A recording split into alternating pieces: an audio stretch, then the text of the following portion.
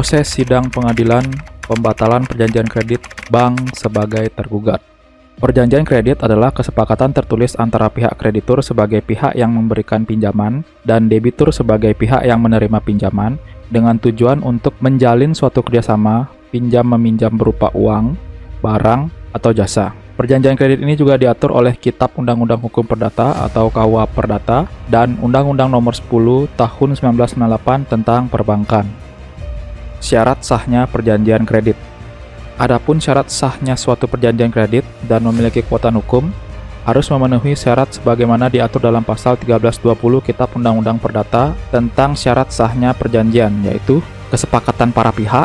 Perjanjian kredit harus dibuat berdasarkan kesepakatan antara kreditur dan debitur tanpa adanya paksaan, penipuan, atau keilafan. Kedua belah pihak harus memahami dan menyetujui isi perjanjian secara sukarela. Kecakapan para pihak. Para pihak yang membuat perjanjian harus cakap secara hukum, yaitu berusia minimal 18 tahun atau sudah menikah, tidak berada dalam pengampuan, misalnya orang dengan gangguan mental, tidak dalam keadaan bangkrut jika berkaitan dengan perjanjian bisnis. Adanya objek perjanjian yang jelas. Perjanjian kredit harus memiliki objek yang jelas, yaitu uang atau fasilitas kredit yang diberikan kepada debitur. Besaran kredit, bunga, dan ketentuan lainnya harus tertulis dengan jelas. Sebab yang halal. Tujuan perjanjian kredit tidak boleh bertentangan dengan hukum, kesusilaan, atau ketertiban umum. Kredit yang diberikan tidak boleh digunakan untuk aktivitas ilegal seperti pencucian uang atau pendanaan terorisme. Pembatalan perjanjian kredit. Pembatalan perjanjian kredit merupakan tindakan hukum yang menyebabkan perjanjian kredit menjadi tidak berlaku, baik karena cacat hukum, pelanggaran ketentuan, atau kesepakatan kedua belah pihak. Pembatalan ini bisa terjadi karena berbagai alasan yang berkaitan dengan hukum perdata dan peraturan perbankan. Adapun perihal yang menjadi alasan pembatalan perjanjian kredit diantaranya tidak memenuhi syarat sah perjanjian, pelanggaran oleh salah satu pihak atau wan prestasi, keadaan memaksa atau force majeure, misalnya bencana alam, perang, atau krisis ekonomi yang tidak terduga. Begitu juga kematian debitur. Adanya kesepakatan bersama. Jika kreditur dan debitur sepakat untuk membatalkan atau mengubah perjanjian kredit dengan cara restrukturisasi atau penghapusan kredit. Putusan pengadilan atau otoritas berwenang.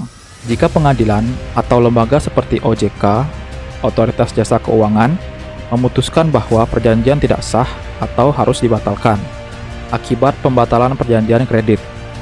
Kemudian, dari pembatalan perjanjian kredit itu menimbulkan suatu akibat. Apa saja yang menjadi akibat dari sebuah pembatalan perjanjian kredit? Jika perjanjian batal demi hukum, maka dianggap tidak pernah ada sejak awal. Jika perjanjian dapat dibatalkan, maka perjanjian tetap berlaku sampai ada putusan hukum yang membatalkannya. Debitur bisa diminta untuk segera melunasi kewajibannya atau dikenakan sanksi seperti penyitaan agunan. Jika pembatalan karena kesalahan kreditur, debitur bisa menuntut ganti rugi. Proses sidang pembatalan perjanjian kredit di pengadilan negeri.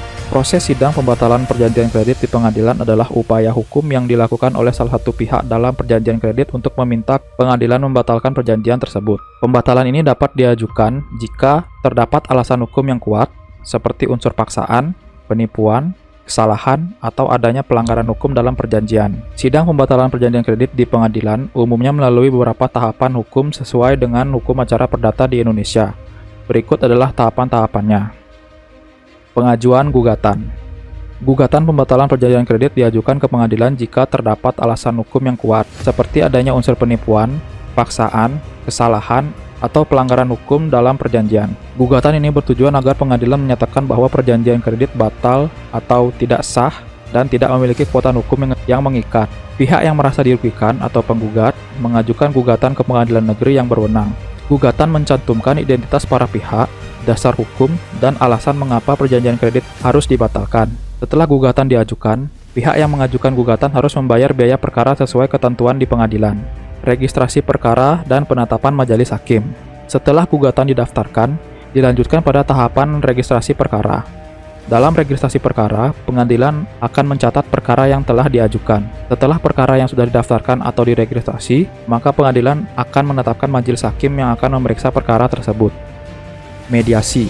Selanjutnya, mediasi di pengadilan yang merupakan proses penyelesaian sengketa di luar persidangan yang difasilitasi oleh mediator yang netral Mediasi bertujuan untuk mencapai kesepakatan damai antara pihak yang bersengketa sebelum hakim memutuskan perkara memulai persidangan. Sebelum masuk pada proses persidangan, mediasi diwajibkan oleh pengadilan yang dimana pada mediasi ini melibatkan antara pihak penggugat dan pihak tergugat dengan tujuan untuk mencari solusi damai. Jika mediasi berhasil, kedua belah pihak sepakat untuk berdamai, maka kesepakatan tersebut akan dituangkan dalam akte perdamaian. Jika mediasi gagal, maka akan dilanjutkan pada proses pemeriksaan. Jika mediasi tidak berhasil, mediator akan menyampaikan laporan hasil mediasi kepada majelis hakim yang menangani perkara. Laporan ini berisi pernyataan bahwa mediasi telah dilakukan tetapi tidak mencapai kesepakatan. Jika ada sebagian kesepakatan, maka bagian yang belum disepakati akan tetap diperiksa dalam sidang. Jika mediasi gagal karena salah satu pihak tidak beritikat baik, hakim dapat mempertimbangkan hal ini dalam putusan. Setelah laporan diterima, majelis hakim akan menetapkan jadwal persidangan untuk melanjutkan pemeriksaan perkara. Pembacaan gugatan. Pembacaan gugatan adalah tahap awal dalam pemeriksaan perkara perdata di pengadilan. Setelah proses mediasi gagal atau tidak menghasilkan kesepakatan, tahap ini bertujuan untuk menyampaikan isi gugatan secara resmi di hadapan majelis hakim dan tergugat. Pada proses pembacaan gugatan, penggugat akan membacakan isi dari gugatannya di hadapan majelis hakim, dan pihak tergugat diberikan kesempatan untuk memberikan tanggapan atau eksepsi yang merupakan bantahan terhadap isi dari gugatan pihak penggugat. Jawaban, replik, dan duplik. Kemudian setelah proses pembacaan gugatan, selanjutnya masuk pada tahapan jawaban, yang dimana pada tahapan ini pihak tergugat akan memberikan jawaban atas gugatan yang telah dibacakan oleh pihak penggugat. Jawaban ini biasanya berisi tentang pernyataan mengakui atau menyangkal dalil dalam gugatan, eksepsi atau bantahan terhadap isi gugatan, jawaban terhadap posita atau dasar hukum dari gugatan, jawaban terhadap petitum atau tuntutan dari gugatan. Di dalam menanggapi isi dari petitum ini, tergugat berhak menyatakan setuju, menolak, atau mengajukan tuntutan balik atau gugatan rekovensi. Jika tergugat mengajukan gugatan rekovensi, maka penggugat wajib memberikan jawaban atas gugatan balik tersebut dalam sidang berikutnya.